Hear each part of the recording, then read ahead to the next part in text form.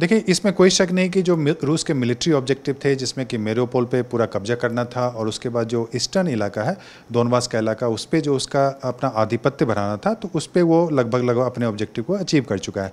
अब उसकी स्ट्रेटजी में यह भी हो सकता है कि वो चूँकि अगर यूक्रेन को ब्लॉक करने की कोशिश करे, उसके जो कोस्टल एरिया है उसको अपने में मिलाने की कोशिश करे, तो फिर ओडेसा तक जाएगा, और ओडेसा तक जाएगा तो इसका मतलब है कि यूक्रेन एक लैंडलॉक एरिया हो जाएगा। लेकिन उसमें अभी लड़ाई फिर लंबी चलेगी। अभी वहाँ पे ओडेसा पे उसका उस ढंग से कब्जा नहीं है। लेकिन मेरियोपोल एक बहुत बड़ी विक्ट्री है, क्योंकि उसमें लगभग 2500 सैनिक उसने यूक्रेन के सरेंडर किया है।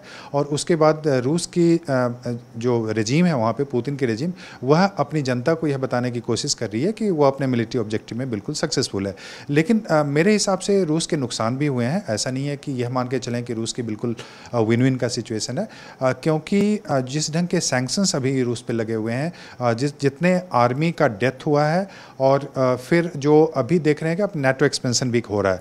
अब एक मकसद तो यह भी रूस का था ना कि नेटो का एक्सपेंशन होना चाहिए, नेटो का एक्सपेंशन रुकना चाहिए, रूस का मकसद ये था।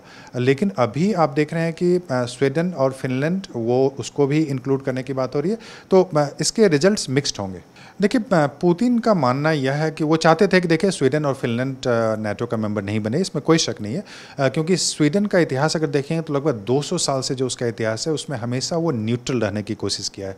वो कभी भी किसी पार्टी को ज्वाइन, किसी साइड को ज्वाइन करने की कोशिश नहीं करता था। तो उस हिसाब से ये एक बहुत इंपॉर्टेंट डेवलपमेंट है कि स्वीडन और स्वीडिश आर्मी इंपॉर्टेंट है, उनके बहुत सारे बेसिस हैं।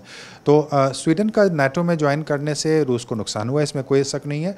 फिनलैंड भी न्यूट्रलिटी की पॉलिसी मेंटेन कर रहा था वर्ल्ड वॉर 2 के बाद से, लेकिन अभी फिनलैंड भी ज्वाइन कर रहा है। तो एक इससे नेटो को फायदा हुआ है, इसमें कोई शक नहीं है। और रूस के अब अगर ये दोनों देश अगर उसके मेंबर बन जाते हैं, स्वीडन और फिनलैंड, तो फिर वहाँ पे नेटो अपनी आर्मी भी डिप्लॉय कर सकता है। और फिनलैंड और रूस का जो एक बॉर्डर है, वो लगभग 1300 से भी ज़्यादा किलोमीटर के बॉर्डर है वहाँ पे, तो वहाँ पे अपने नेटो आ सकते हैं। तो जो रूस अवॉइड करने की कोशिश कर रहा था कि नेटो से दूर रहे, एक बीच में बफर स्टेट हो, तो वह अभी अब रूस को नहीं रह पाएगा, क्योंकि दोनों आमने सामने होंगे। अब डिप्लोमेसी, रूस यह मान के चल रहा है कि चूंकि स्वीडन और फिनलैंड पहले भी यूरोपियन यूनियन का मेंबर था, स्वीडन और फिनलैंड के जो पहले भी मिलिट्री एक्सरसाइज जो नेटो के होते थे, उसमें वो पार्टिसिपेट करता था। स्वीडन की आर्मी भी कई जगह पे पार्टिसिपेट किया है नेटो के साथ।